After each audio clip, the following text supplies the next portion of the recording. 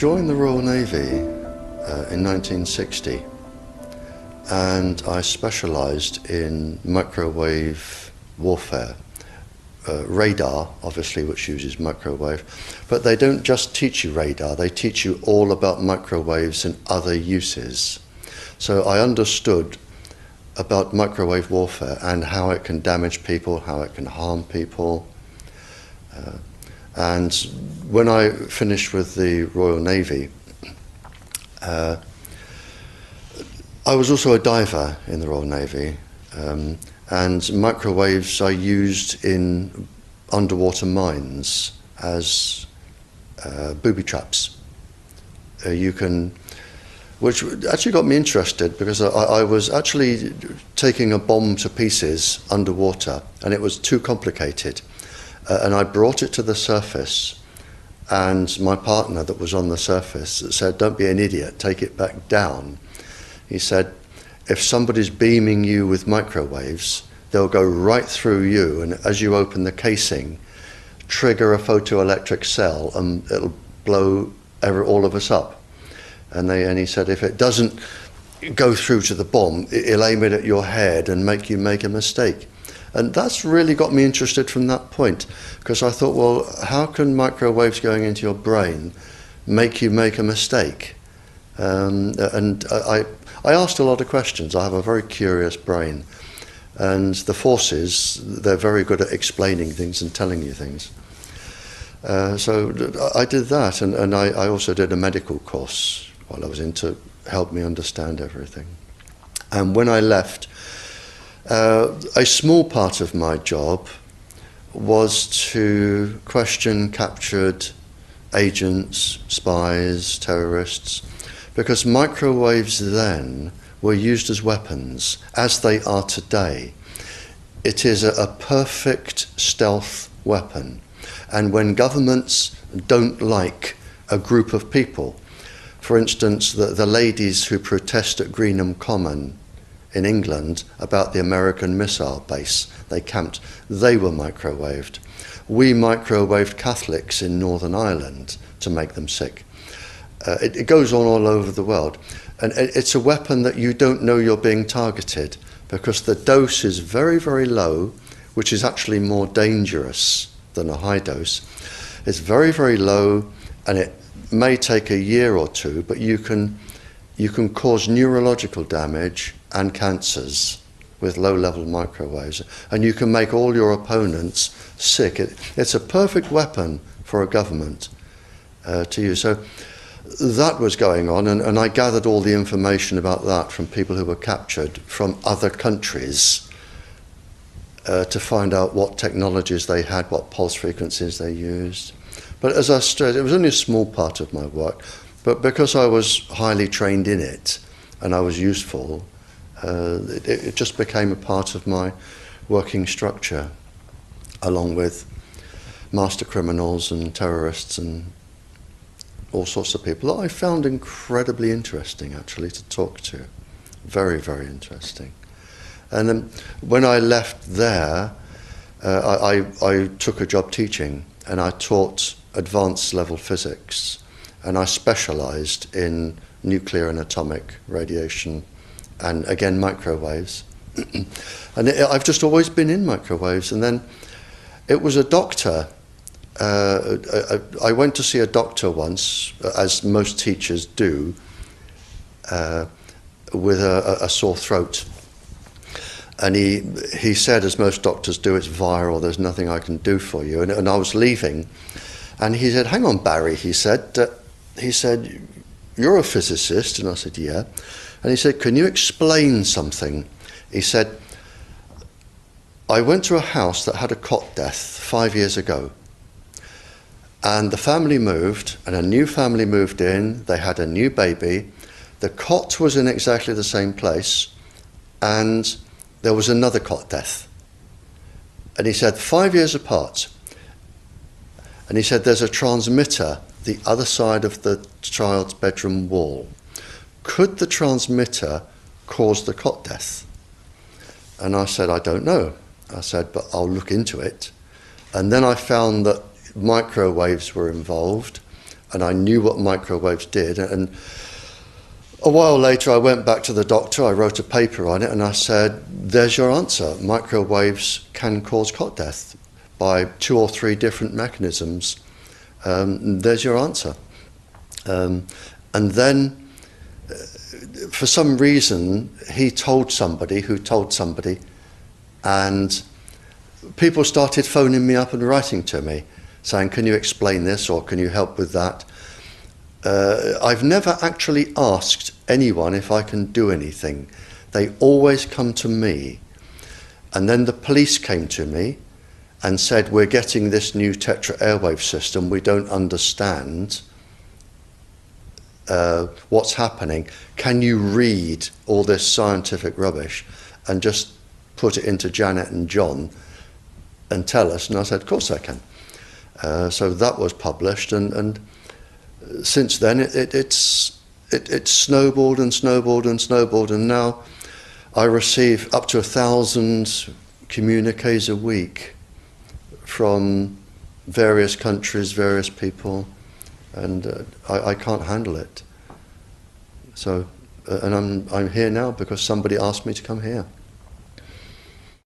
Wi-Fi, I think anyone who puts Wi-Fi into a school should be locked up for the rest of their life. I really do. I think they're not fit to walk on the surface of this planet because they haven't looked at the research, and whatever incentive they have, it is not worth the genetic problems that parents are going to face with their children when they're born. And if you think of a single parent, a mother, who has a genetically deformed child, that particular mother will feel guilty because she gave birth. She will feel guilty and she will be worried every single second of every single day for her life. She will worry that the child won't marry. If the child can marry, she'll worry that the children will carry the disease, which they will. She will worry when she dies who will take care of them. So you are condemning both the family and the children to a lifetime of absolute hell. And this is already published. It is available to look up. It's what I call intentional ignorance. They are offered some sort of incentive and they think, oh, this is going to be good, we'll have it. Now the problem is, imagine you are a 15-year-old schoolgirl. All of the 400,000 eggs in your ovaries were with you at birth. They're not fully developed, but they're with you. They are 10 times more susceptible to radiation than all of the other DNA in the body. And scientists don't realize that. They don't read all of the papers as I do. So you have this highly susceptible genetic material which is going to make your children. And you are irradiating it because Wi-Fis, they are transmitters as well as the routers, as well as the ones either side of you. They are all transmitting at this height through your ovaries. So you are risking the damage, the DNA damage of your child every time you sit down and you use Wi-Fi. And it's like saying, if I smoke a cigarette, which one will cause the damage? The answer is I don't know. It could be the one today. So you now have a child that has a probability of being genetically damaged. But the real damage is when that child grows up. You have genetic material in your ovaries which could be damaged. Now, the real problem comes, so you have a child that could be born genetically damaged, but the real problem comes when you become pregnant. If you are a teacher or a mature student and you become pregnant. because the embryo inside your womb, in the first 100 days, all of those 400,000 eggs are forming in your embryo, your child's ovaries. So your child could be born with genetically damaged eggs. And the main thing about the eggs in the ovaries of your child is that they have absolutely no protection. It hasn't been developed yet. We have a natural protection against microwaves. It was developed since the Stone Age against thunderstorms and massive amounts of radiation coming into our body. But in your embryo, your uterus, in the fetus, where your child is developing for the first 100 days, in the ovaries, the eggs do not have that protection. So they are at maximum risk from radiation. And for the first month or so, you wouldn't even know you were pregnant. You wouldn't even be taking precautions. That is the main danger area. So you give birth to a daughter, but her ovaries are now contaminated. She may be normal, she may be genetically damaged, but her ovaries are at the most risk. So when your daughter grows up and she becomes pregnant and has a baby, this is where one of these eggs will be fertilized and come out. So the real damage here is your grandchildren. That is where it is going to show most. And we already see this in animals that have reproductive cycles of a year or 2 years or 3 years.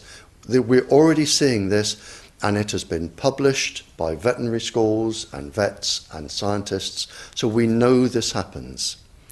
And it's also been documented in the Cold War when women were deliberately microwaved. So we know it does happen. The documents are there. And what you're risking by putting Wi-Fi into schools is the future generations of all of these girls. But it gets worse, because this particular DNA, the mitochondrial DNA inside you, and the DNA inside you, the mitochondrial DNA, you can trace unchanged to your mother, her mother, her mother, right the way back to the beginning of the human race in Africa, the Stone Age. You can trace your ancestors, if you could, right back to the very first lady. It is unchanged, the mitochondria. And that is being unchanged in your children, which means if you damage it, your child could be genetically damaged, then her child, and her child, and her child, forever. You are condemning the future generations of every single child until there are no more lines left in the female in your family. You must stop. A female must stop producing children for this to stop. So when you put Wi-Fi in schools, what you're saying is, for the sake of a little bit of money that saves getting a workman in to drill holes through the walls to feed cable, because it's cheaper, we're just going to put Wi-Fi in, but you can have genetically damaged children for the rest of your family's career. That's what we're saying. So what we have here is an EMF detector, and what this does is measure magnetic, electric, and radio microwave frequencies. Essentially dangerous frequencies that are set off by electric devices that can cause sickness and disease, most especially like cancer. So we're going to measure a couple things in the kitchen. First thing we're going to measure is the microwave. So if we start the microwave, you can see here, just so you know how this works. At first, the magnetic is the most dangerous, so that's what we're going to check. So we set it to 0 to 3. when you get to 3, that's the red zone. That's considered the most dangerous. Anything that has magnetic range of past 3 is considered very dangerous. Once it gets to 3, you go to the top range, and that goes from 3 to 100. But right since 3, that's considered very dangerous. So all this is dangerous. Obviously, the more close to 100 or better is the more dangerous. So we're going to start the microwave, see what happens. Okay, so immediately goes right to 3. So let's go to 0 to 100 range, and it's still way past 100. So obviously, the closer, the worse it is. So as we come further back, we'll see how far it stays past 100. This is considered extremely dangerous. Still is. As long as it's past 3, it's dangerous. We're all the way past there. Now getting closer, let's see when it stops. It's at 100. We're about 4.5 feet away right now. Immediately back to 0. So that's how dangerous the microwave. So in addition to taking all the vitamins and nutrients and radiating your food, the microwave, just standing within about 4.5 to 5 feet of it, is dangerous for you because of all the magnetic rays that it has. Now, let's go see some other things in the kitchen. So, we're going to leave the range on 0 to 100 just to see. This is a refrigerator. So, we have a new one and an old one. We're going to see what happens. So, putting against it, it's right at the danger line. It's right at 3. The freezer gets a little bit worse. Now, we have an old one here, and it goes way up. So, you can see the older models have a lot more magnetic frequencies. Now, what's the point of knowing this about your refrigerator? I want to show you something in the back. So if you go to the back of your refrigerator and you look, what happens is it immediately goes all the way up past 100, just like the microwave. Now what's the importance of knowing this? Is where your refrigerator is located based on what's behind it is what's very important. So if we have this refrigerator right up against this wall and our bedroom with our bed is right against the other side, then we're going to be having this magnetic frequency going right into our head while we're sleeping. Other things you want to avoid are, this is a standard Mac laptop computer. So we put this on top, and as you can see, we're still in the 0 to 100 range. It immediately goes way off the charts past 100. Now what does that mean to you? These are something that people keep on their laps. So we look here, going back. As soon as I get within a couple inches of it, it goes way off the chart. Now remember, 3 is what's dangerous. We're all the way up past 100 when I touch it. So what does that mean? You don't want to put a laptop on your lap. That's why Apple is no longer calling these laptops. They're calling them personal computers. Because when you put this on the lap, you're having it right on top of your reproductive organs. Really bad place to do that. They make a slab, a thin slab that you can put, if you really need to have this on your lap, to put it on your lap before you put the computer on, and it'll be helpful to you is because it stops all of the radiation. Here comes another big one. We're going to try a couple of cell phones.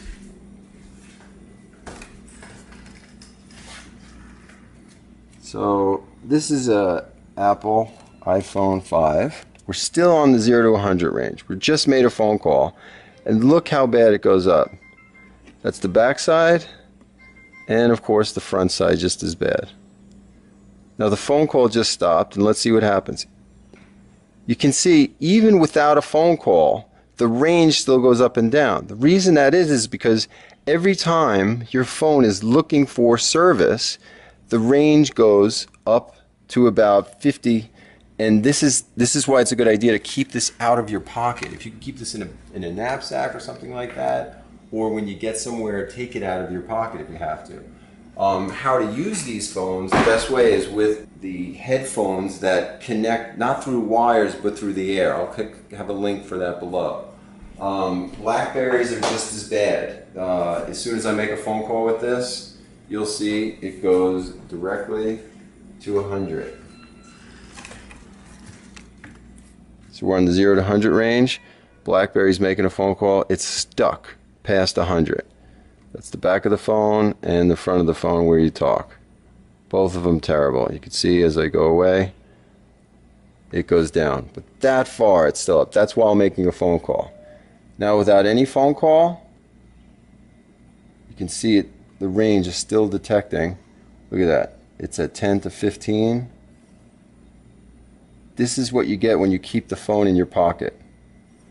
One other place that this magnetic range goes way past 100 is when you're on a plane.